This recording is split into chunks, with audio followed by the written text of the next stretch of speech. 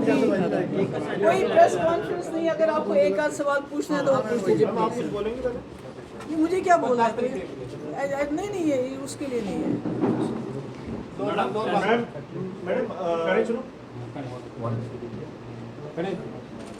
Ma'am, chief secretary ने कल एक स्पीच में कहा है कि जम्मू कश्मीर में बैकडोर अपॉइंटमेंट जो है पिछली सरकारों ने की है और आंकड़ा जो है 2.5 लाख के ज़्यादा है। क्या लगता है इसका इल्ज़ाम आप लोगों पे आता है कि बैकडोर अपॉइंटमेंट्स की, जिसका खामियाजा वो कह रहे हैं कि आज सरकार भुगत रही? चीफ सेक्रेटरी साहब को तो शर्म आनी चाहिए ऐसी बातें करते हुए। इसका मतलब है कि वो जो हेड है इस वक्त चीफ सेक्रेटरी साहब, वो बैकडोर अपॉइंटमेंट जो लोग हैं उनको हेड कर रहे हैं वो। और अगर ऐसी है तो वो बताएं ना किसने किया है, क्योंकि बैकडोर अपॉइंटमेंट तो उसमें ऑफिसर इन्वॉल्व होते हैं। ये तो सारा ईडी, सीबीआई, एनआईए सब इनके पास है। उसकी इंक्वायरी करके जो उस पर रिस्पॉन्सिबल होंगे उनको, उनके खिलाफ एक्शन हो। पर पहले चीफ सेक्रेटरी साहब ये जवाब दें कि जो अभी तक रिक्रूटमेंट हुई है इनके टेन्योर में, चाहे वो एसआई हो, चाहे जेई हो, चाहे वो जल शक्ति में हो, चाहे वो फिनांस में हो, जिसमें कई जगहों पे एपटेक जैसी ब्लैक लिस्टेड कंपनी को इन्होंने इंगेज करके उन नौजवानों का बेड़ा गर्क कर दिया। सब अदालत के चक्कर काट रहे हैं अभी तक। वो स्कैम किसके टाइम में हुआ है? जल शक्ति में जो खुद ऑफिसर है अशोक परमार, जिसने ये इल्ज़ाम लगाया कि 13,000 करोड़ का घपला किया है इस सरकार ने, उसके बारे में चीफ सेक्रेटरी बात करें। जो आपका आयुष्मान भव है, स्कीम है जिसमें 800 करोड़ रुपए का घपला हुआ है, उसके बारे में चीफ सेक्रेटरी बात करें। हाइडल प्रोजेक्ट जिसमें कहते थे कि उसमें लेन देन 100 करोड़ का हुआ है, वो तो वही लोग काम कर रहे हैं। ऊपर से लेके तक नीचे तक ये सरकार जो चल रही है वो करप्शन में लथपथ है। और सबसे ज़्यादा जुल्म जो हो रहा है इस वक्त यहाँ के बेरोजगार नौजवानों पे हो रहा है, क्योंकि उनकी जो रिक्रूटमेंट जिसके लिए वो इतनी दिन रात मेहनत करते हैं उसमें घपले होते हैं और अदालत में जाके सारा सिलसिला बैठ जाता है। वो ओवरेज हो जाते हैं, फ्रस्ट्रेट हो जाते हैं, या तो वो डिप्रेशन में चले जाते हैं, या ड्रग खाते हैं। तो ये मुझे तो लगता है he should be ashamed to say such a thing. और अगर ऐसी बात सच है तो एक्शन ले ले। एक्शन क्यों नहीं लेते हैं? बातें तो बहुत बड़ी बड़ी करते हैं। इन्होंने तो बेड़ा गर्क कर दिया यार हर चीज़ का। नौकरी तो दे नहीं सकते, नौकरियों से लोगों को निकालते हैं रोज़ रोज़, और जो देना चाहते हैं वहाँ पर उसमें घपले करते हैं, वहाँ पर ब्लैक लिस्टेड कंपनीज को एम्प्लॉय करते हैं, जिससे यहाँ के नौजवानों का सारा रोज़गार पिछले 2019 से मुझे बताइए किसको नौकरी मिली होगी? किसी गिने चुने बाहर से जो लोग आए हैं, यहाँ के तो किसी को नहीं मिली। बल्कि यहाँ का जो है, यहाँ जो बेचारे गरीब लोग, टैक्सी वाला, ऑटो वाला, जम्मू में की मैं बात कर रही हूँ इस वक्त, अगर वो कोई काम करता था उसको अब ये पार्किंग भी इन्होंने प्राइवेटाइज किया, रेलवे में भी पार्किंग को प्राइवेटाइज किया। कहाँ से वो इतना पैसा लाएगा फिर देगा? ये ओला और उबर तो ठीक है, मगर यहाँ के लोगों का सोचिए वो क्या करेंगे जिनके पास गाड़ियाँ हैं। इन्होंने तो सिरे से ही लोगों को बेरोजगार कर दिया है। और 2.5 लाख है तो बता दे कौन है वो मुलाजिम?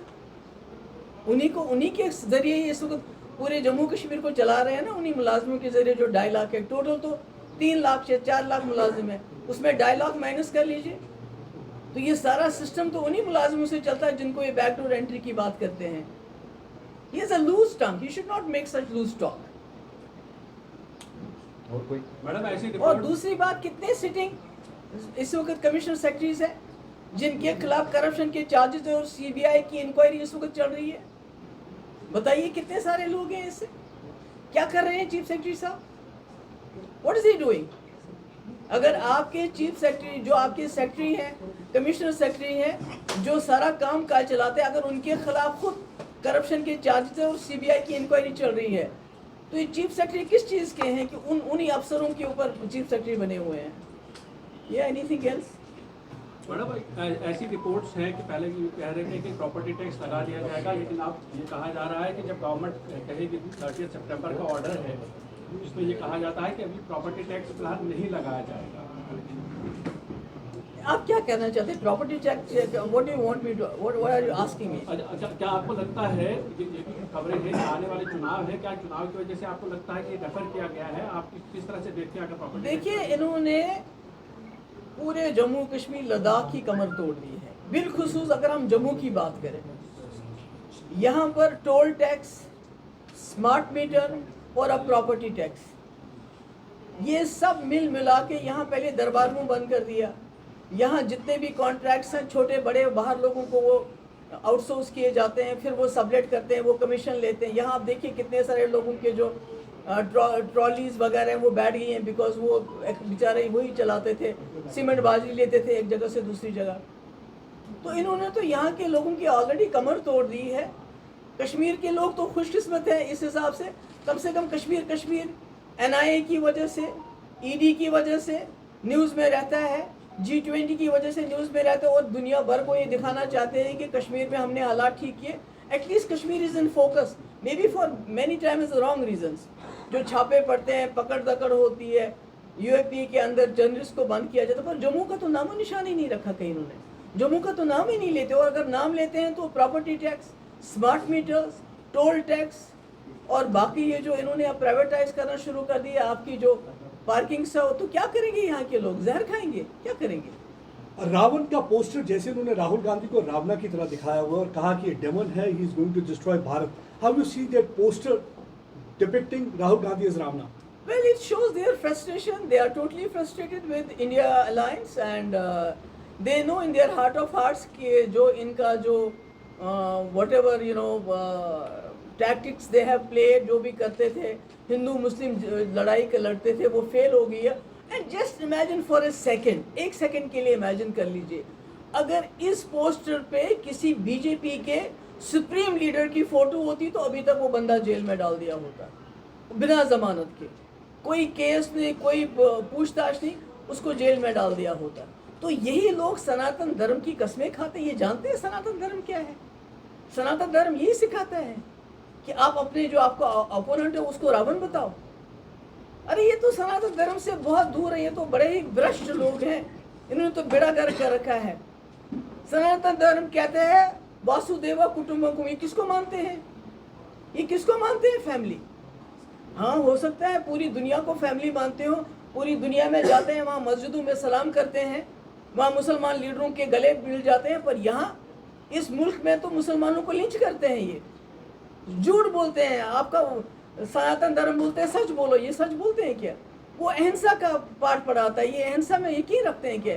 ये तो छोटे छोटे नौजवान लड़कों को, गरीब बच्चों को, जिनको नौकरी नहीं दे पाते, उनको जाके बोलते हैं जय श्री राम बोल के मुसलमानों को लिंच करो, और जय श्री नाम के पावन नाम को भी ये इसी तरह इस्तेमाल करते हैं।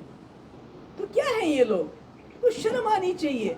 एक आदमी खड़ा है इस वक्त पूरे मुल्क में, गोडसे की आइडियोलॉजी सोच के खिलाफ खड़ा हो रहा है, आप उसी को रावण बताते हो। अरे आपने तो गोडसे की फौज पैदा कर दी, यहाँ से तो एक गांधी बनने की कोशिश कर रहा है, आपने तो गोडसे की फौज पैदा कर दी है पूरे मुल्क में। गांधी तो पैदा कर नहीं सके हम 70-75 साल में, पर इन्होंने 10 साल में इतने गोडसे पैदा किए कि अब सांस लेना भी मुश्किल हो रहा है।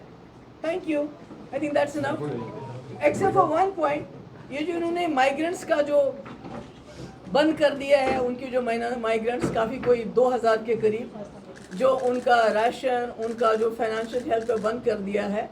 एक तरफ से सरकार ने कहा कि हम इलेक्शन नहीं करा सकते अर्बन बॉडीज़ के, पंचायत के, क्योंकि सिक्योरिटी सिनेरियो ठीक नहीं है।